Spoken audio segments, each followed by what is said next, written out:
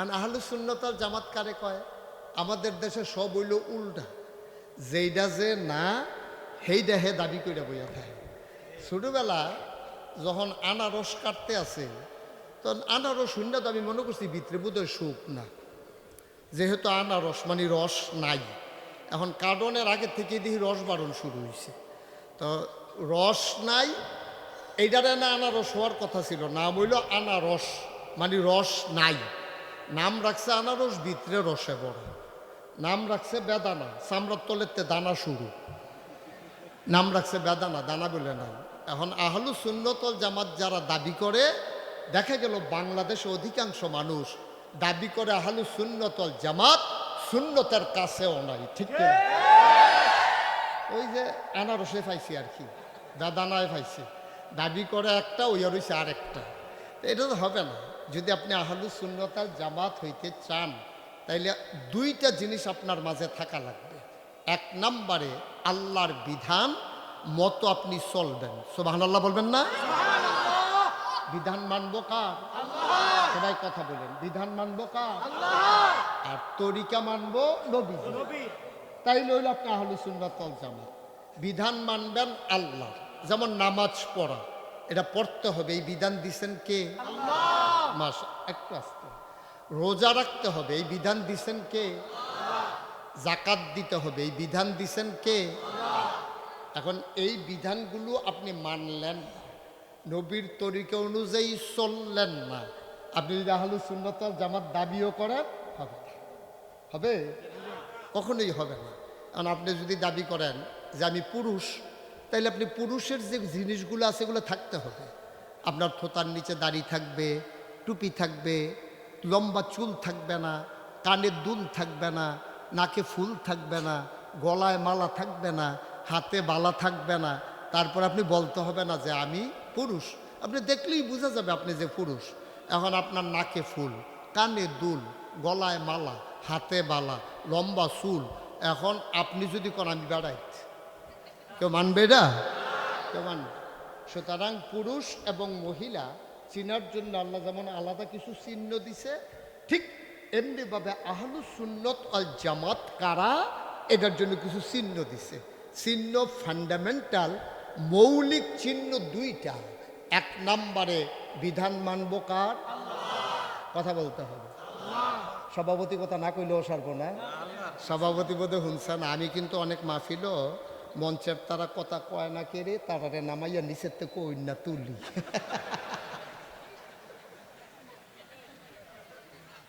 যারা মঞ্চে আছেন তারা যদি মনে করেন যে ডিব্বা যেমন দুম ধরে বইয়া থাকবে, অনেক মাহফিলও আমি এই ঘটনা ঘটাই লইছি। কথা কয় না তো যদি বয়রি কেলাপ কি লগে দিয়া, তো তারারে নামাইয়া নিচের তে বাসকারা দিয়া যারা কোয়ায় বালা তারারে না বোয়ায়। ঠিক আছে না নিয়ম? সুতরাং মঞ্চের তারা কি থাকবেন না নাইমা যাইবেন গা, আওয়াজের উপরে নির্ভর করবে। অঞ্জন ভাই বুঝতেছেন নি? আওয়াজ করলে থাকতেন হবেন, না হইলে আসতে নাইমা জিজ্ঞাসন লাগে। বলেন সুবহানাল্লাহ। কইছে ডরে ডরে মনে করছে হাসে এমনি নামাই দেয়, নমুনা খারাপ। প্রাণবন্ত মাহফিল হবে, এখানে চুপ করে থাকার কোনো সুযোগ নেই। আপনি যেখানে যেটা বলার বলবেন। আমরা স্বতঃস্ফূর্তভাবে, এখন তো আমরা কেউ জেলখানায় আসি নাই, সুন্দর করে আমরা কথা শুনবো, প্রাণ ভরে শুনবো, হৃদয় উজাড় করে শুনবো, আর মনে মনে নিয়ত করব আগামীকাল থেকে সেই অনুযায়ী আমল করা শুরু দেব। আর আর কাজটা কি? কথা বলে নামজন, কথা বলা যাবে না, কথা বলে বিরক্ত করেন না। ইতিমধ্যে আমি অলরেডি অনেক বিরক্ত হয়ে গেছি। আমারে কই বইয়া থাকতাম, এরপরে দিলে এটা কত হইলো, তুমি কি আমার তো বেশি মহব্বত করে হবে না রে? হ্যাঁ, ডেকুরাম নষ্ট করা যাবে না। ডেকুরাম নষ্ট করলে রহমত বরকত আর থাকে না তখন। ওকে ফাইন, উনি কথা বললে মোস্ট ওয়েলকাম, কিন্তু উনি যদি ব্যস্ত থাকে, এটাও তো আমরা বুঝবো সবাই। এখানে তো কেউ অসচেতন লোক নাই, সবাই সচেতন। উনি যে কোনো কাজে ব্যস্ত থাকতে পারে, যেখান থেকে ফোন রিসিভ করাটা ওনার জন্য কঠিন। এটা তো জোর করে তো আর হয় না, হইলে আলহামদুলিল্লাহ, না হইলেও আলহামদুলিল্লাহ। এটা হইল সিস্টেম। সবাই পড়েন আলহামদুলিল্লাহ। আমরা মন ভরে কথা শুনবো, কেউ বিরক্ত করবো না। আপনাকে বলছিলাম মোবাইলটা পকেটে নেওয়ার জন্য। এক কথা দুইবার যেন বলা না লাগে আমার। বলেন সুবহানাল্লাহ। তো বন্ধুগণ, তাহলে আমরা বুঝে নিলাম আহলুস সুন্নাত ওয়াল জামাত কারা, বিধান মানব কার, তরিকা মানব কার। আচ্ছা, এটা কি প্রমাণ একটু বুঝাইয়া বলি আপনাদেরকে। আল্লাহ বলছেন আকিমুস সালাহ, তোমরা নামাজ কায়েম করো। এই হুকুম কার? আল্লাহ বলছেন আকিমুস সালাহ ইন্নাস সালাতা তানহা আনিল ফাহশাই ওয়াল মুনকার। তোমরা নামাজ কায়েম করো, নামাজ তোমাদেরকে মন্দ কাজ, খারাপ কাজ থেকে ফিরাই রাখবে। সুবহানাল্লাহ বলবেন না? এই হুকুম কে করছেন? সাহাবায়ে কেরাম নামাজ কারে কয়টা দর জানে না। এখন তারা তো চিন্তায় পড়ে গেছে, কারণ আমরা যেভাবে নামাজ পড়ি, ওই যে ছেলেরা জানাজা যেমনি পড়লো, এই নিয়ম তার কোরআন শরীফও নাই যে আল্লাহু আকবার বলে এভাবে হাত উঠাইতে হবে, তারপরে নাবির নিচে বাঁধতে হবে, সানা পড়তে হবে, সূরা ফাতিহা এর সাথে মিলাইয়া সূরা পড়তে হবে, এরকম বাঁকা হইয়া রুকু দেওয়া লাগবে, এগুলো কিন্তু কোরআনে নাই। কোরআনে কি আছে? আকিমুস সালাহ, তোমরা নামাজ কায়েম কর। বিক্ষিপ্তভাবে আছে ওয়ারকাউ মা'আর রাকিন ওয়াসজুদু মা'আস সাজিদিন, তোমরা রুকু করো, সাজদা দাও। কিন্তু কিভাবে রুকু করবে, সাজদা দেবে কিভাবে, এগুলো কিন্তু কোরআন শরীফ কাইফিয়ত বর্ণনা করা হয় নাই, কেমন করে করা লাগবে। এখন সাহাবায়ে কেরাম যখন শুনছে যে নামাজ কায়েম করো, তারা দিছে দৌড়ে গেছে নবীজির বাড়িতে, গিয়া নবীজিরে পাইয়া সবাই সালাম দিল। সালাম দিতে পারেন না সবাই? সবাই দেন। আসসালাতু ওয়াসসালামু আলাইকা ইয়া রাসূলুল্লাহ, আসসালাতু ওয়াসসালামু আলাইকা ইয়া হাবিবাল্লাহ, আসসালাতু ওয়াসসালামু আলাইকা ইয়া শাফিয়াল মুজনুবিন, আসসালাতু ওয়াসসালামু আলাইকা ইয়া রাহমাতাল লিল আলামিন। নবী বললেন ওয়ালাইকুম আসসালাম রাহমাতুল্লাহ। সাহাবায়ে কেরাম কই ইয়া রাসূলুল্লাহ, আল্লাহ আয়াত নাজিল করে দিয়েছেন আকিমুস সালাহ ইন্নাস সালাতা তানহা আনিল ফাহশাই ওয়াল মুনকার। ইয়া রাসূলুল্লাহ, আল্লাহ বলছেন নামাজ কায়েম করার জন্যে, নামাজ কায়েম করলে নামাজ বন্ধ কাজ, খারাপ কাজ থেকে ফিরাই রাখবে। ও নবী আমার, ও রাসূলুল্লাহ, এখন নামাজ কেমনে পড়া লাগে আমরা তো জানি না, কেমনে পড়ব? নবী বললেন সোজা হয়ে দাঁড়াও। সবাই লাইন ধরে দাঁড়ালেন। নবী এবার বললেন সবার অজু আছে নাকি? কই অজু আবার কি জিনিস? সুবহানাল্লাহ কয় না? অজু কি জিনিস আমরা তো জানি না। অজু কারে কয়? কই অজু বুঝো না? 4টা কাজের নাম হইল অজু। মুখমণ্ডল ধৌত করা, চুলের গোড়া থেকে থুতনির নিচ পর্যন্ত, এই কানের লতি থেকে এই কানের লতি পর্যন্ত, এই বাউন্ডারিটা যা আছে, পশম পরিমাণ জায়গা শুকনা রাখা যাবে না। এখন মহিলা 40 বছর হয়েছে, মহিলার বিয়ে হয়েছে, নাকের ভিতরে তার ফুল, সেই বিয়ের সময় তার নাকে ফুল পরানো হয়েছে। এখন এই মহিলা যখন অজু করবে, কেমনে অজু করবে? নাকের ফুলটার কাছে পানি দিয়ে এইভাবে ঘুরান দিতে হবে। ভিতরে যদি শুকনা থাকে তাইলে তো তার পশমটা ভিজলো না, ভিতরের জায়গাটা ভিজলো না। এই জন্য এইভাবে পরিষ্কার একেবারে ওই চুলের গোড়া, থুতনির নিচ, এই কানের লতি এই কানের লতি, পুরাটা জায়গা ভিজিয়ে নিতে হবে। 2 নাম্বার, কনুই পর্যন্ত ধুত হবে না, কনুই সহ। কনুই পর্যন্ত না সহ? বুঝেন নাই কথা? হুজুর বুঝেন নাই? কনুই পর্যন্ত না সহ? কনুই সহ। এখন আপনি যে জাম্পার কিনছে টাইট, এই মোটা জায়গাটা তুলে গিরাটা পার হয়। এখন তো শীতকাল, আবার এই জাম্পার খুললে কেড়াই গিয়ে উজু করবো, এবার সাইড ফাইড সাইয়া যখন দেখছে যে কেউ দেখে না, তারা হুড়ে করে কিন্তু দুইয়াই টাইম অজু হইব না? কথা কেন অজু হইব? কথা কেন অজু হইব? এই কনুই সহ, মানে এই গিরাটা ফাড়িয়ে এই জায়গাটা দিলে থেকে, তখন আপনি টাইট সোয়েটার দেখা আপনি এই গিরাটা পর্যন্ত তুললা, সাইড ফাইড চাইয়া আপনি যে অজুটা কইরাইলেন, অজু হইছে? অজু হইছে? কেউ দেখছে না, একজন দেখছে। তিনি কে? তো বিচার তো করবে তিনি, বিচার তো করবে না আল্লাহ। নাগাই শরীফের শব্দ বিচার করতো না। আমার বন্ধু আব্দুল মোমেন তো বিচার করবে না। বিএনপির সভাপতি অঞ্জন ভাই, উনি তো বিচার করবেন না, আমরার বিচারও তো করবো কারা? সুবহানাল্লাহ বলবেন না?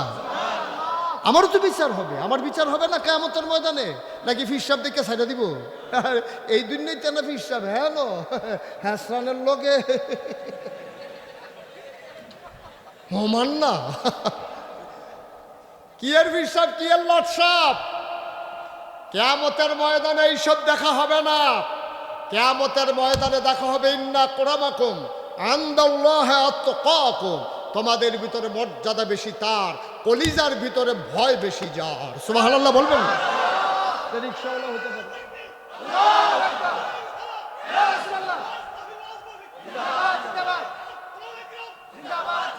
সবাই পড়ে না আমিন। তো আপনার অন্তরে ছেলে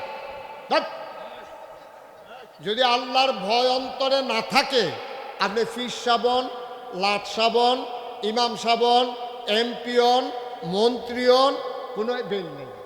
আবার আল্লাহর ভয় অন্তরে আছে, আপনি মেতর, সমস্যা নাই। আপনি রিক্সাওয়ালা, সমস্যা নাই। আপনি কুলি মজুর, সমস্যা নাই। আপনি ডেলি লেবার, আপনি কাম করে খান, এক বেলা খাইলে আরেক বেলা খানা নাই, কিন্তু কলজারা ভরা আল্লাহর ভয় আছে, আপনার মর্যাদা কিয়ামতের ময়দানে আছে। ঠিক কিনা? মানে কেডা চৌধুরী, কেডা সরকার, কেডা ভুইয়া, কেডা খনকার, কেডা ফেসকার, কেডা স্বর্ণকার, কেডা দফাদার, কেডা চৌকিদার, কেডা কন্ট্রাক্টর, কেডা কাস্টমার, এটা বিচারণের সময় নেই। আল্লাহ মাপকাঠি দিয়ে দিয়েছেন। মর্যাদা বেশি তার, কলিজার ভিতর আল্লাহর ভয় বেশি যার। সুবহানাল্লাহ বলবেন? এই ভয়ওয়ালা মানুষ কিয়ামতের ময়দানে দাম পেয়ে যাবে। আপনি কবেন, আরে তেনামারি রিক্সা দিয়ে আনতো নিত, আমি গিয়া রিক্সাত বইয়া থাকতাম, তে চালাইতো, তারও তো দাম হইল কেমনে? আপনি আল্লাহর জিজ্ঞাসা, আল্লাহ তার তো দাম হইল কেমনে? কয় তোমার কামাইত ভেজাল আছে, তার কামাইত ভেজাল নাই। কারণ তে যখন সাহেবনগরতে তোমার রিক্সাত লইছে, একেবারে মেটঙ্গর পর্যন্ত নামাই দেওয়ার আগে ঘোড়াশাল গিয়া নামাই দিলে তুমি কোনো তারে ফুরা ভাড়াটা দিছ না, 5 টাকা কম দিছ, জাগা মতো নীতি ভার্সত্তা ফুরা ভাড়া কি কইয়া সেটা 5 টাকা কম দিয়া তুমি 8 টাকা গেছো গা। হ্যাঁ তো কইছে, ভাই রিক্সাটা নষ্ট হয়েছে, গরিব মানুষ, কম দিবেন, কিন্তু তুমি কি এই কথা শুনছ? যতক্ষণ পর্যন্ত মেটঙ্গর পর্যন্ত না নিছে, তুমি মেটঙ্গরের ভাড়াটা দিছ না, তার কামাইটা হালাল কামাই, তোমার কামাইয়ের ভিতরে ভেজাল আছে, রিক্সাওয়ালার কামাইত ভেজাল নাই। ঠিক কিনা কম? তো মর্যাদা তার হইতো নাকি তোমার হইব? মর্যাদা তারই হবে, মর্যাদা তো তারই হবে, কারণ তার ওই যে হালাল। একটু জোরে বলতে হবে, সবাই করে না আমিন। আমরা যারা মঞ্চে, এই সভাপতির চেয়ারটা একটু ঘুরাই দেন আমার দিকে, একটু পেছনটা ওই দিকে দিয়া সামনেটা একটু ঘুরাই দেন। হ্যাঁ হ্যাঁ ঠিক আছে, ফাইন, থ্যাংক ইউ। এটা সুন্দর হয়েছে, আপনি আমাকে তাকাইতে দেখতে ভালো লাগবে। জি, সবাই যারা বসে আছেন দয়া করে আমি যখন যেটা বলতে বলি আওয়াজ করে জবাব দিয়ে, বিরক্ত করা যাবে না। ওঠাউঠি, হাঁটাহাঁটি, কথা বলা এটা আমি পছন্দ করি না। সুতরাং আকাশের অবস্থা মোটেও ভালো না। আমরা একটা ক্রাইসিস পিরিয়ড ওভারকাম করছি। আমরা আল্লাহর কাছে দয়া চাই, আল্লাহ যেন দয়া করে সামান্য একটু সময় আমাদেরকে ভিক্ষা দেন। সবাই পড়ে না আমিন।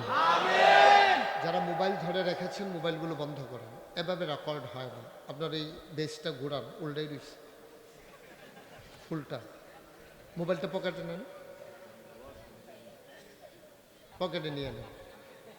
দয়া করে আমার ডাইনে বামে সামনে পেছনে কেউ কথা বলবেন না। কথা বলাটা আমি মোটেও পছন্দ করি না। আর আপনি যেহেতু ওয়াজ শুনতে আসছেন, আহা, বেশি কাছের মানুষ হইলে বিরক্তকর, কথা বলা যাবে না এখানে। কারণ পিন পতন নিস্তব্ধতার মাঝে কথা হবে ইনশাআল্লাহ।